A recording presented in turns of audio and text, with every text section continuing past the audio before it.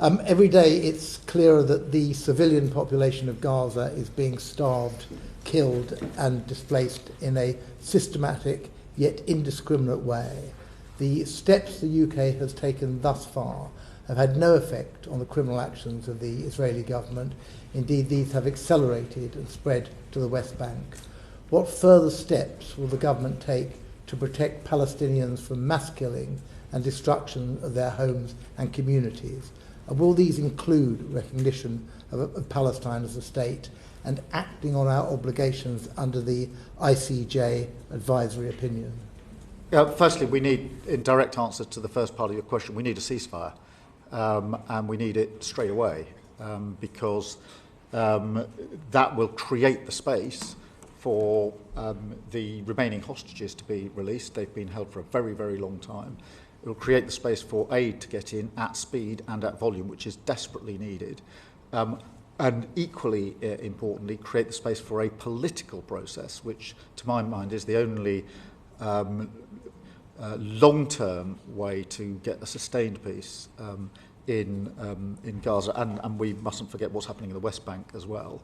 I do think, in answer to the second part of your question, that it is important that all countries, including ours, play a leading part in bringing about the peaceful settlement that we want. And obviously, on the question of recognition, we are and have been for a long time committed to that as part of the process.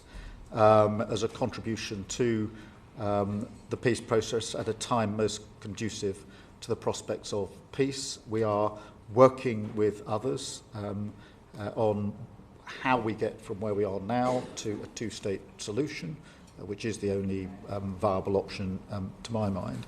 And I think that we need to use the coming weeks to push further on credible plans for the next phase of Gaza. If we get to a ceasefire, we need to push past that and on to better regionally supported reconstruction efforts and supporting of the Arab plan. And I think we should play a leading part in that. I think, if I may, you began by talking about a ceasefire, which is absolutely right, because that is the sine qua non here.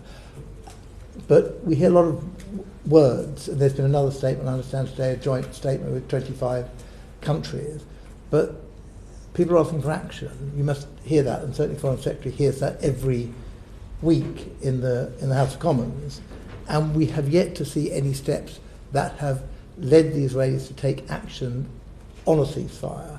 Indeed, the opposite is the case. Every morning brings new horrors and new atrocities, new displacements, new deaths of civilians queuing for food in that way.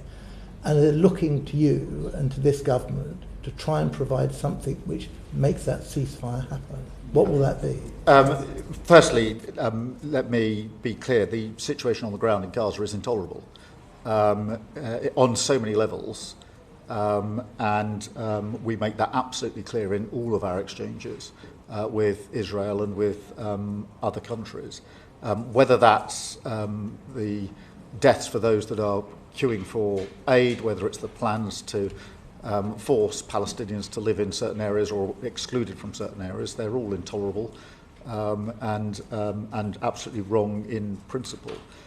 We have taken action, as you know, in terms of sanctions, in terms of what we're doing with arms sales, and we are working hard with allies to ensure we bring about a ceasefire. That is not straightforward, as you will appreciate. It is important that we're working with the Americans on this, as you would expect. But we need to get to that ceasefire to create the conditions for everything else that needs to happen, and we'll continue to do so. It is a really important part of the work that we're doing on a day-to-day basis. We should have responded to the advisory opinion by now. It's over a year since that was issued. Well, I mean, there's a lot in it, and we're working through it, and we will respond in due course.